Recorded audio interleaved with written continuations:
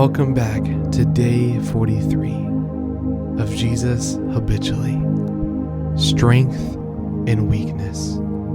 Today's scripture, if you'd like to follow along, is 2 Corinthians 12, verses 9 and 10. Let's begin with taking our 3 deep intentional breaths, releasing any stress or tension in your body.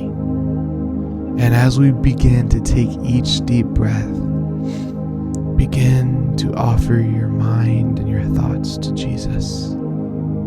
Breathe in and breathe out. Breathe in and breathe out. Breathe in and breathe out. Release any stress or anxieties that you may have right now. Those that you can't control,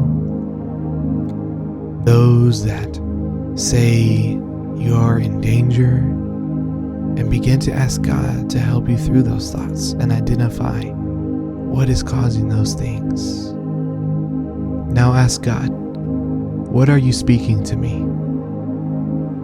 2 Corinthians 12, verse 9 and 10 says this, "But he said to me, my grace is sufficient for you, for my power is made perfect in weakness. Therefore, I will boast even more gladly about my weaknesses, so that Christ's power may rest on me. That is why, for Christ's sake, I delight in my weaknesses, in insults, in hardships, in persecutions, in difficulties. For when I am weak, then I am strong. In my weaknesses and in our weaknesses, God's strength is made perfect." Think about that. Rather than hiding our struggles, we can embrace them, knowing that God's power is revealed in and through our vulnerability.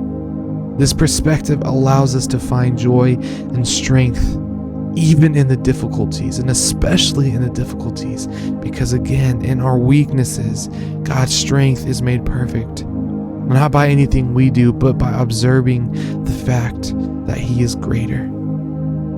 Now begin to reflect on how God's strength has been evident in your weaknesses. As we meditate on these verses, let us invite God's power into our areas of weakness and trust in His sufficiency. Today, as you think back on today's session, continue to think about how God's strength is made perfect in your weaknesses. The next time you feel like a failure in something, or you feel weak, how can God meet you there? How is God's strength made perfect in those situations? And ask Him for His help. Embrace your weaknesses and share them with a trusted friend or mentor.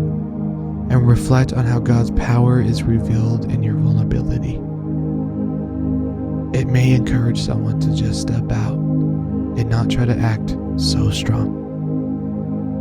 Thank you for joining me today. I hope to see you next time as we talk about the beauty of forgiveness.